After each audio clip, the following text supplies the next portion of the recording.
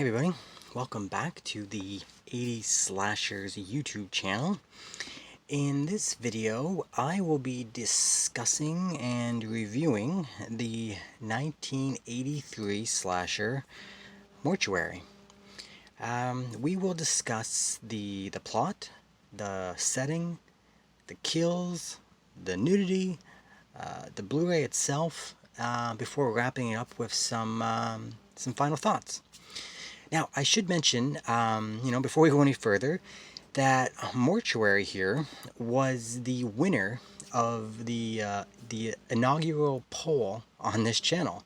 I posted a poll just to see, which movie everybody would like to see me review next. And Mortuary was the winner, briefly. It edged out Berserker, came in second. Island of Blood and Offerings was everybody's last choice.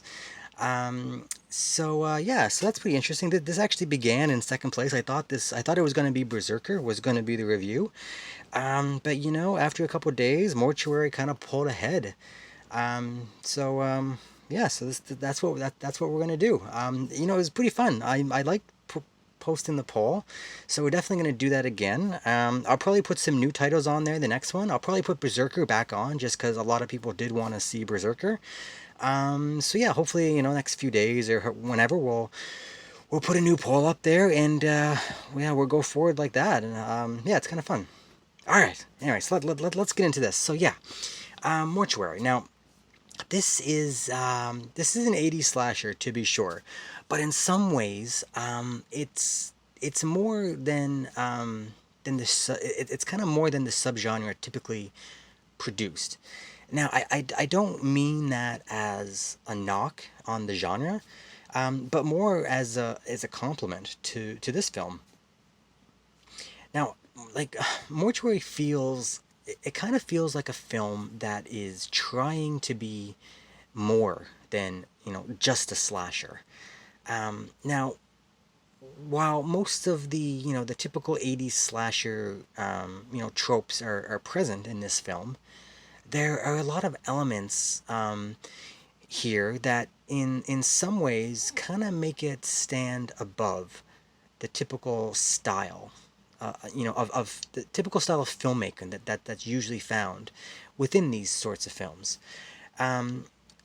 So yeah, like I said, we will get into all that. But before we do, let's just start out by taking a look at the plot.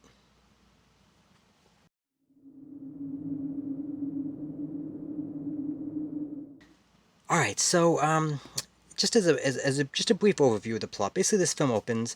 We see that there's a young woman. I want to call her a teenager. I don't know how old she is exactly, but the lead character, she's having like nightmares, and she's witnessing like the death of her father, who has who dies in like a swimming pool accident.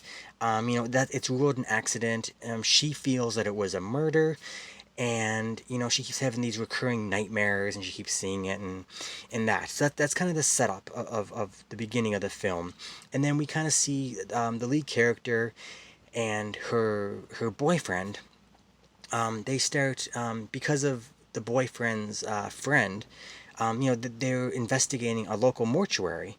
The owner of the mortuary owes one of the guys some money, so they go there and they try to steal some tires from, to get even. Like, he said, oh, he owes me money, so I'm going to steal some tires from my car, and we'll call it even. So while they're there, the friend of the boyfriend of the lead character, he goes missing. We see that he gets killed, slasher kill. But the friend doesn't. He just kind of disappears, and so he goes back to his girlfriend and says, "Oh, let's look for my friend. I don't know where he is." And they start trying to unravel the mystery of where did the friend disappear, and then it kind of starts leading back to the same subplots with her and her father being killed. So they kind of go on like an investigation, and it all kind of goes back to like the mortuary where like the father owns it. There's a son there who's really weird. The the main girl, her mother, is seen at the mortuary with the owner of the mortuary doing like seances. So it's all kinds of weird stuff going on. So this couple, this guy and this girl, they're kind of going on a hunt, on an investigation to find out exactly what's going on. And as they do it, people start to slowly get killed, and as they get closer and closer, more people get killed, and then it kind of culminates in like a big kind of a finale that we will talk about. There's a lot to talk about the finale of this film. And yeah, it kind of goes from there. So that's kind of the basic overview. It's not your, like I said, it's not your typical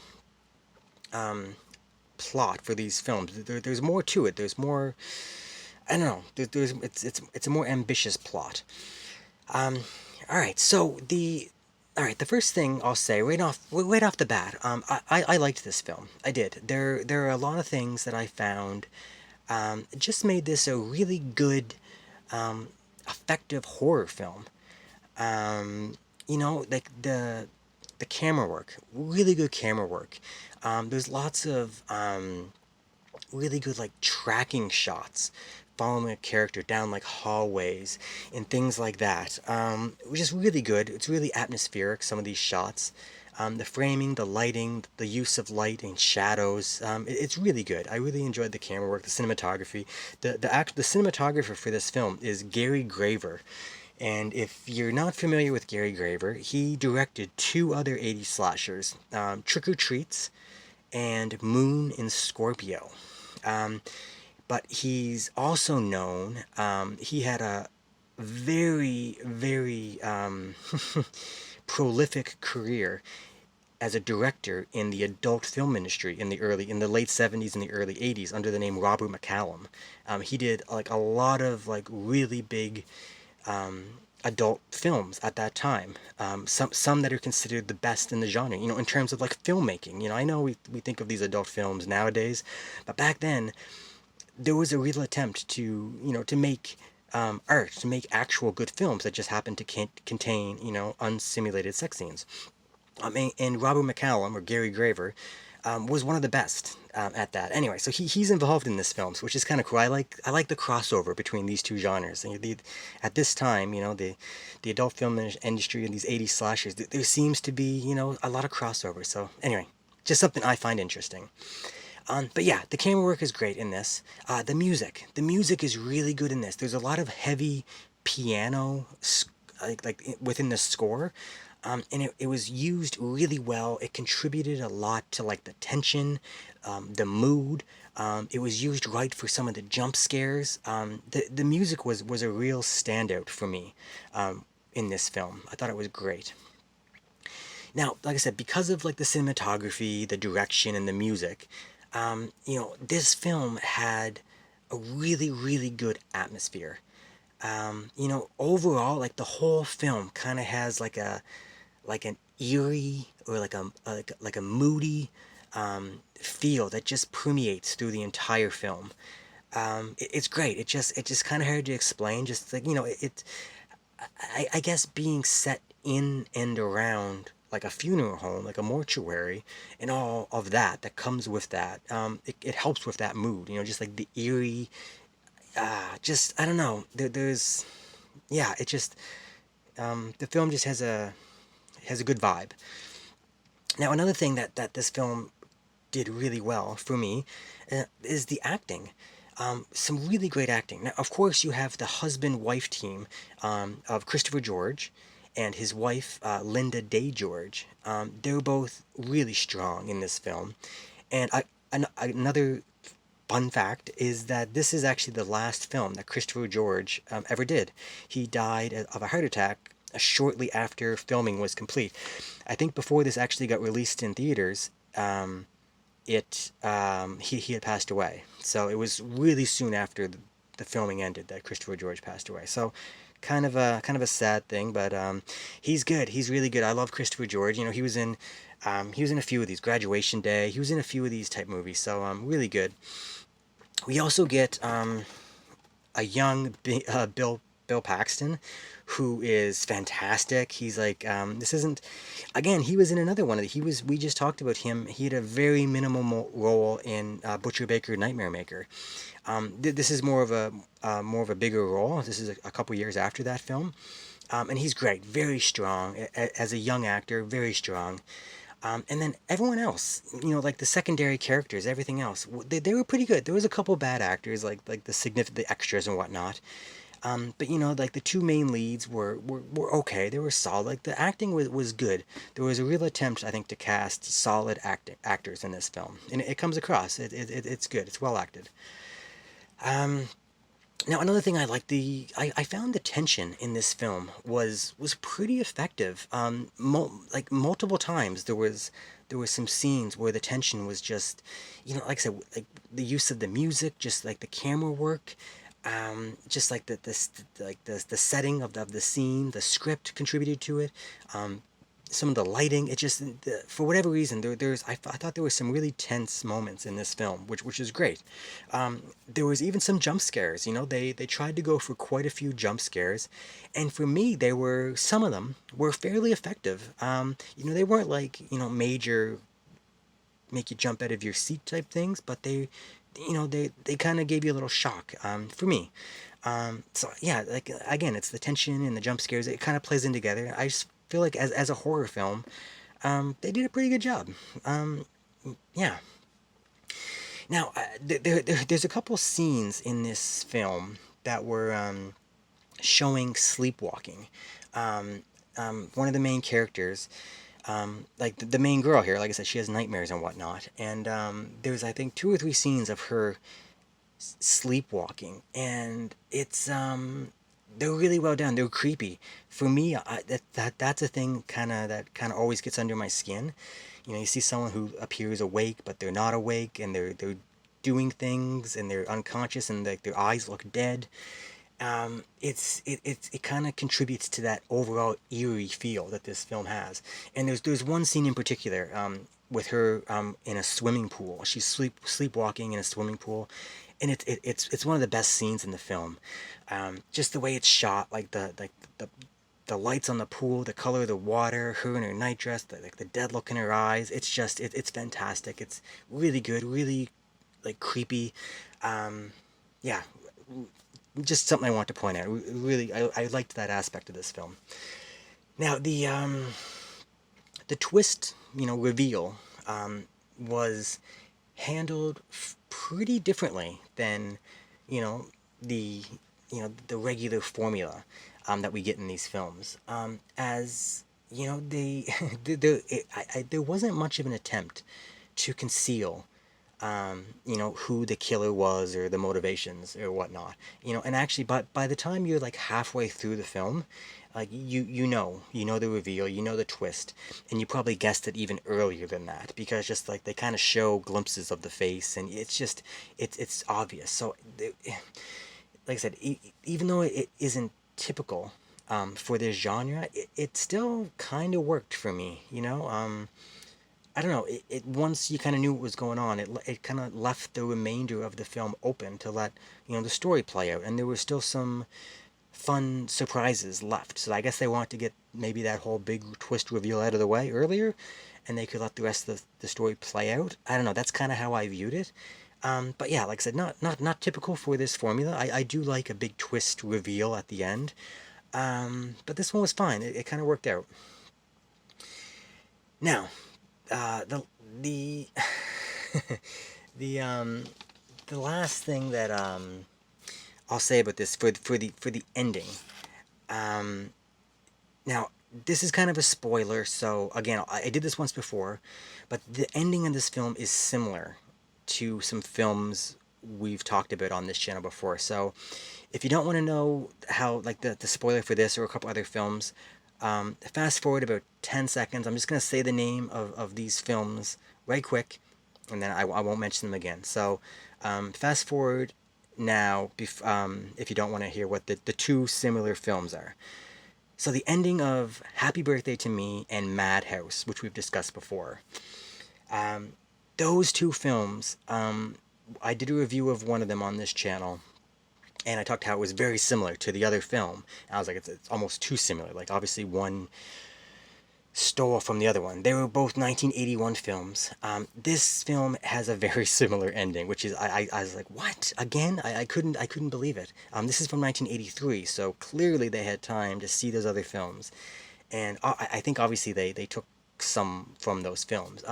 But it's not a direct copy. Like, it's its own kind of twist to it, because that dealt with a certain type of holiday. Those two films dealt with a certain type of holiday.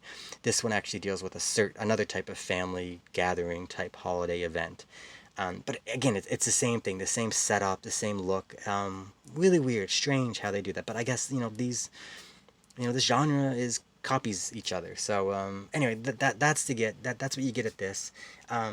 Just kind of strange, really really odd. I don't know. So yeah. So like I said, a slasher film.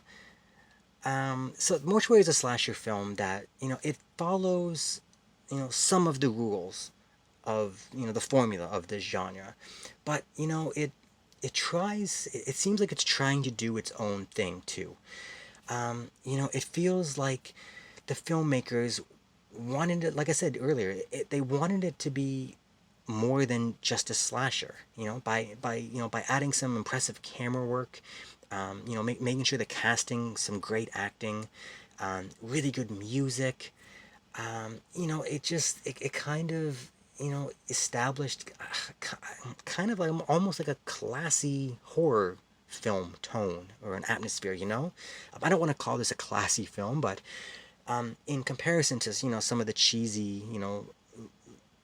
low budget slasher films, there was the filmmakers were definitely going for more with this. So due to that, I thought this was a good film. I thought it was a good horror film, and it was a decent 80s slasher. Because like I said, it didn't have quite the fun factor typical of the genre. Yeah, so that's my overall thoughts on like the whole the film as a whole, the plot. Um, yeah, so all right, so let's just go ahead and move on, and we'll talk about the setting.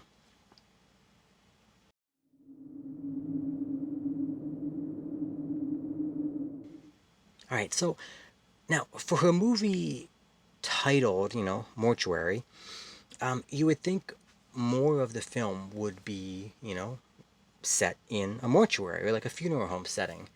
And if there was a knock against this film, it would have to be that I wanted more of it in that setting.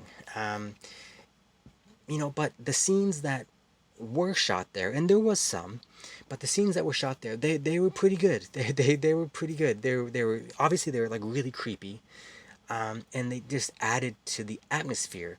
You had images of caskets, embalming rooms, dead bodies sitting in the morgue, all the tools of the trade for like morticians, all that stuff. It added to like the creepy vibe. Like it just had that the aura of death surrounding that setting. And you felt it. It was good. And it's a great idea for setting a slasher film in, setting it like around a funeral home mortuary. It's great. It needed more.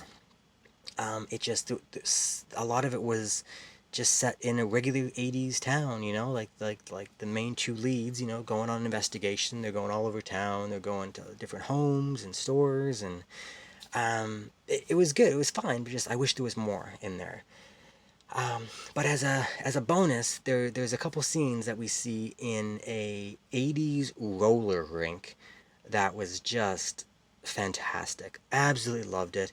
I can remember as a kid going to a roller rink in the 80s, very similar to the one in this. You go, like, the big hockey rink thing with your rollerblades. You go off the drink stand, like the pop, the soda, like the chips, all the snacks, and like you go and you sit at the tables, eat your French fries, and you go back on the roller rink. The lights, the disco lights, the music, the 80s music. Oh man, it just brought me right back. It was fantastic.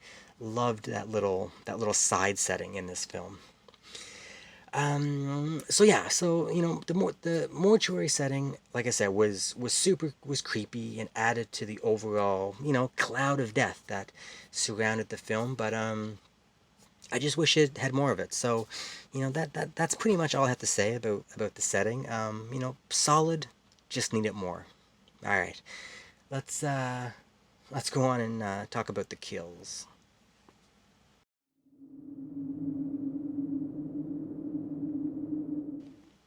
All right, so Mortuary had a total kill count of four. There was actually five, but I'm not including one because it was kind of a off camera kind of. It was different. There was basically four main kills.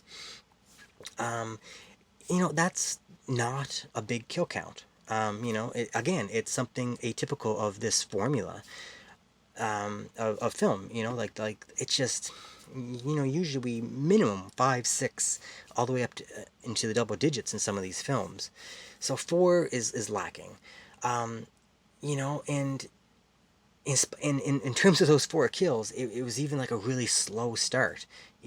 So um, they didn't take place for a while into the film, and with only four, of course, the pacing is just going to be super slow. Obviously near the end, majority of the four happen, but it's really slowly paced in terms of kills, and there just wasn't many of them. So that's kind of disappointing, to be honest. Now for the kills themselves, um, to be honest, they're kind of tame. Um, Not much in terms of practical effects. Um, Mostly just stabbings.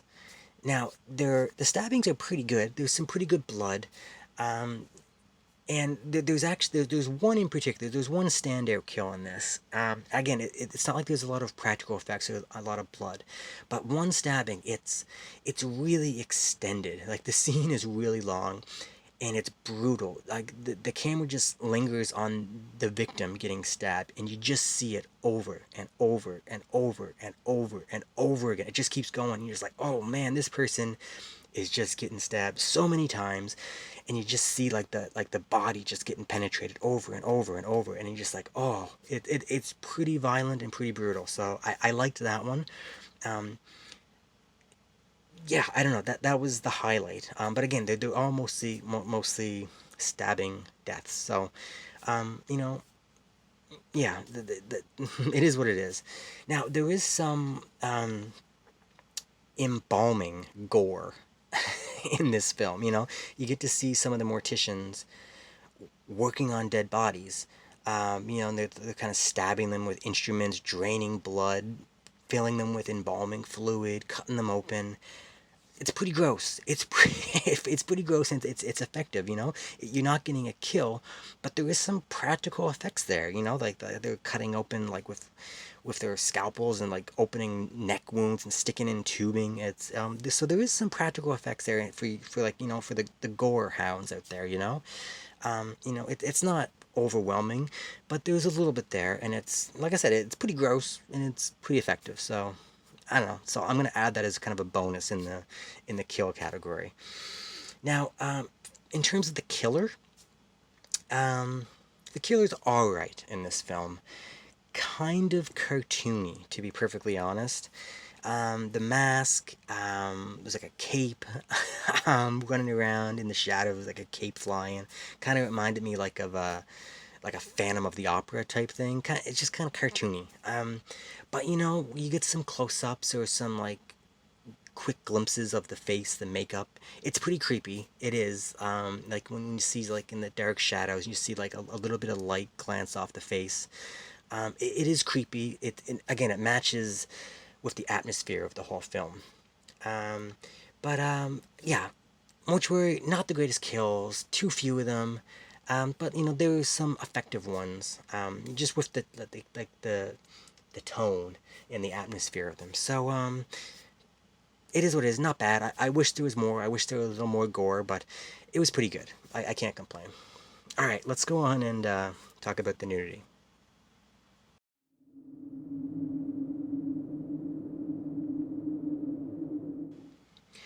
All right, so Mortuary has a total of 3 nude scenes.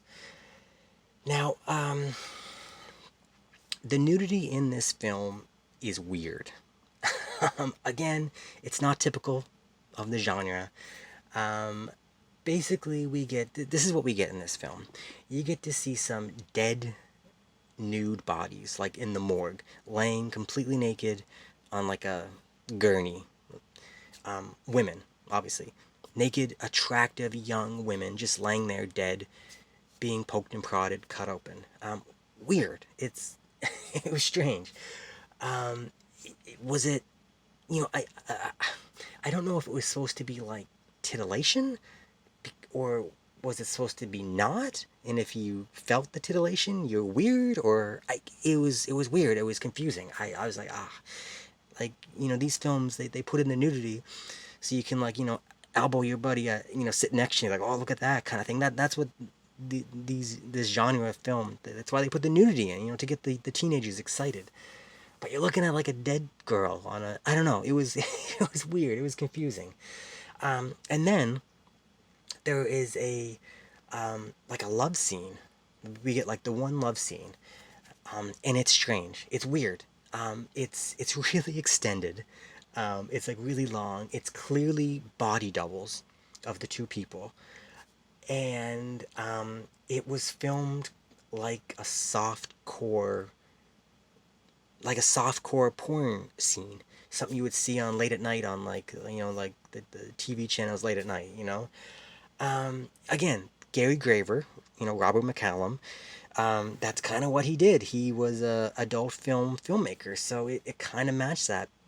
But it was really strange, just the way the way it was. It showed them kind of going at it. You seen the two bodies. If the camera pulled it from a distance, you saw the whole thing. They were completely nude. The body doubles, and you kind of saw them going at it for a long time. It's kind of you don't really see that type of love scene in these films. It was weird. It was strange. It stood out. Um, Now there was one scene that was again a body double, but irrelevant. But you actually saw some full frontal nudity, full frontal female nudity in this film, which is kind of a rarity in these films. Like there's a couple films that show that, but it's not too often. And this one does have full frontal. So, but again, that scene, it was creepy. It was a weird one. So. Yeah, I don't know. It's strange. The nudity in this film is I just found it odd. I didn't know how I was supposed to react. I don't know. It's strange. Now there's some other scenes that weren't nude scenes, and it was these were inputted clearly for titillation purposes. So that was good. That was like what felt normal for the genre, but the actual nude scenes were, like I said, strange and confusing. I don't know. So that's the nudity for this film. Um, yeah, that's about all I have to say about it. So let's just move on and talk about the Blu-ray.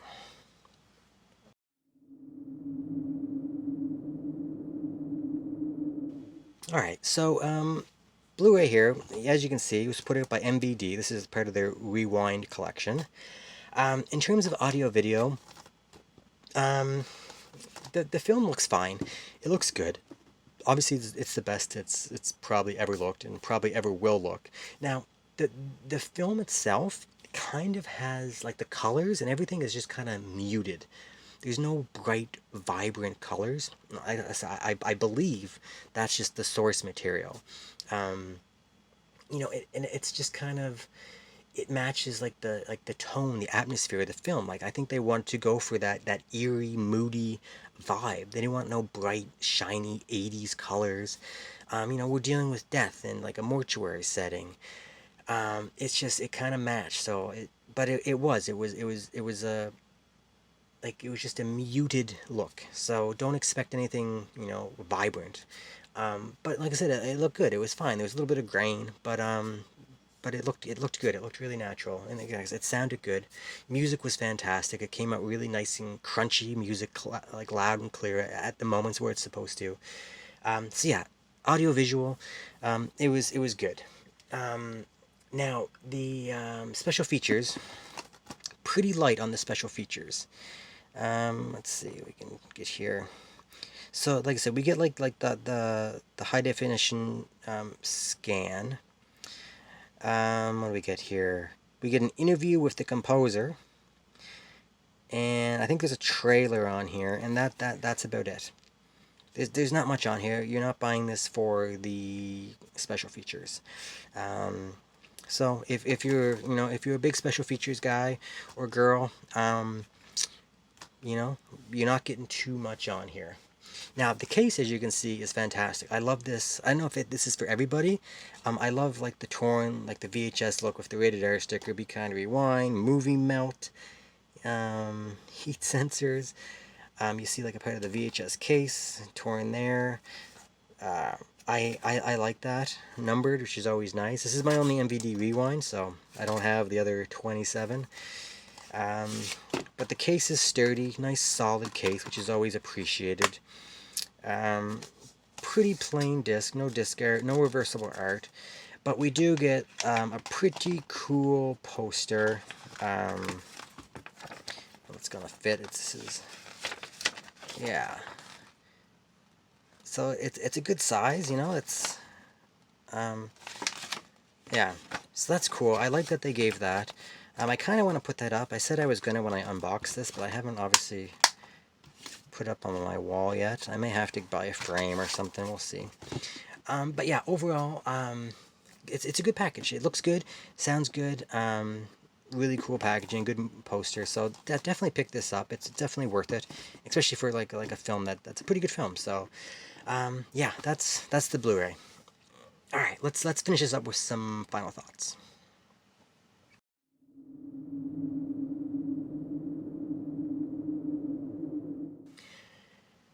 So yeah, I thought Mortuary was a good film. It's a pretty effective horror film. And and because of that, like I said, some of the things I mentioned earlier, it's a decent 80s slasher. Um, just because it didn't have all the elements typical of this genre. So even though some of those elements, like I said, it had some of the elements, but it did stray far enough away, from the formula, to earn itself, some credibility as more of like a serious horror film. Um, but like I said, in the process of that, it kind of took out some of the fun that makes the 80s slasher such an enjoyable genre. If that makes sense. An enjoyable film, good to watch, but it lost a little bit of the fun factor for me. That's the way I took it. Now, like I said, if there was more kills, more practical effects, less like weird nudity, a more straightforward, twist reveal type ending, this would have been a really, really good, fun 80s slasher. But those are the things that kind of sacrificed to make a, more of a acceptable horror film. That's the way I view it. I don't know. But as it is, it's still a really good horror film. It is. It's made really well. Fairly strong acting. Has a great creepy, atmospheric tone. Mostly due to like the camera work, the music, and the tension and all of that stuff. For what the filmmakers were going for, I think they pulled it off and created, a really good little slasher horror film. So yeah, so I'm gonna recommend I'm gonna recommend Mortuary, for anyone wanting to check out, a slasher film that stands apart a little bit from the typical slashers of this time. You may like this one. It's there's a lot here to like. It's an interesting film, and I liked it. So it was fun. So yeah, that's it, guys. That's my review of Mortuary. All right, so yeah. Once again, thanks everyone for contributing to the poll. It was great. We'll do it again, and we'll see how it goes next time. But yeah, it's fun to have you know, some input. Hopefully, the people who voted for this are happy. The people who didn't, hopefully, still enjoyed the review. And you know, if you wanted Berserker, next poll will have Berserker in it. So you know, vote for that, and we'll see. There'll be some other new choices to vote on though. So we'll see how it goes. All right, guys. So that's it. So yeah, until next time. All right. See ya.